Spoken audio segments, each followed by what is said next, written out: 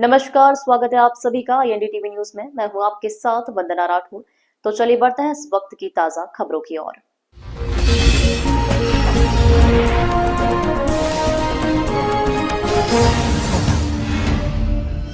हैदराबाद के सांसद असुद्दीन ओवैसी ने पिछले दिनों खंडवा में अवैध तरीके से रहने वाले एक बिहार के मौलाना पर कार्रवाई करने की बात को लेकर मंच से बीजेपी सरकार और खंडवा एसपी को जमकर घेरा था। इस पूरे ही मामले में अब विश्व हिंदू परिषद ने भी मोर्चा संभाल लिया है। विश्व हिंदू परिषद के इंदौर के प्रांत प्रशासनिक प्रमुख संतोष शर्मा ने कहा कि भारतीय संविधान के तहत किसी भी व्यक्ति को कहीं पर भी रहने की स्वतंत्रता है, लेकिन जो व्यक्ति बिना सूचना के 10 से 15 दिन तक वर्ग विशेष के धार्मिक स्थल पर रहता है और उसकी सूचना पुलिस को नहीं दी जाती है, तो उसकी सूचना लेना भी भारतीय संविधान में लिखा हुआ है। और खंडवा एसपी ने इस संविधान का प्रयोग करते हुए बिहार के रहने वाले वर्ग विशेष के व्यक्ति पर कार्रवाई की। फिलहाल विश्व हिंदू परिषद के नेता का तो यह कहना है कि मैं अब ओबीसी को संविधान की एक पुस्तक भी इंदौर में भेज रहा हूं, क्योंकि वह समय समय पर कई बार भारतीय संविधान की दुहाई देते हुए कई कार्रवाइयों को गलत बताते हैं और मुझे ऐसा प्रतीत होता है कि वह भारतीय संविधान को ठीक से पढ़ते नहीं है और इसी के चलते इंदौर से एक भारतीय संविधान की पुस्तक उन्हें भेज रहा हूं।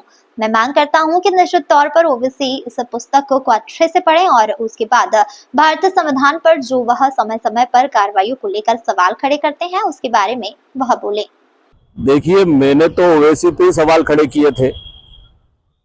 माननीय ओवैसी जी वो व्यक्ति है जो कट्टर शपथ लेने के बाद हमारे न्याय के मंदिर जहां से सभी कानून बनते हैं, जिसे हम संसद कहते हैं, वहां की शपथ लेने के बाद जय फिलिस्तीन की बात करते हैं, कट्टरपंथ की बात करते हैं।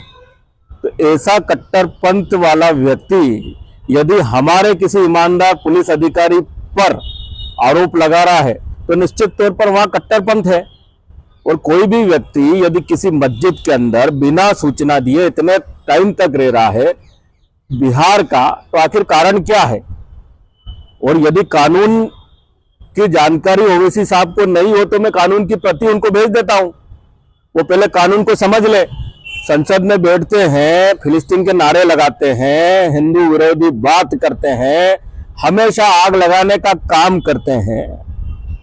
मेरा तो हमारे विचारों की सरकार से और सभी से आग्रह है कि ऐसे कट्टरपंथी सोच के लोगों को चिन्हित करें, उन पर कायमी करें, उनकी सदस्यता को रद्द करें, जिससे देश में सौहार्दपूर्ण का वातावरण जा सके और बन सके। और एक हमारी जो दबी कुचली सनातन कौम है, जिसे लोग कौम कहते हैं, इनकी नजर में उसको भी लगे कि ये हिंदुस्तान और हिंदुओं के स्थान में कोई कार्रवाई उचित किसी कट्टरपंथी व्यक्ति के लिए हुई है। इस तरह की तमाम खबरों के लिए बने रहिए IND टीवी न्यूज के साथ।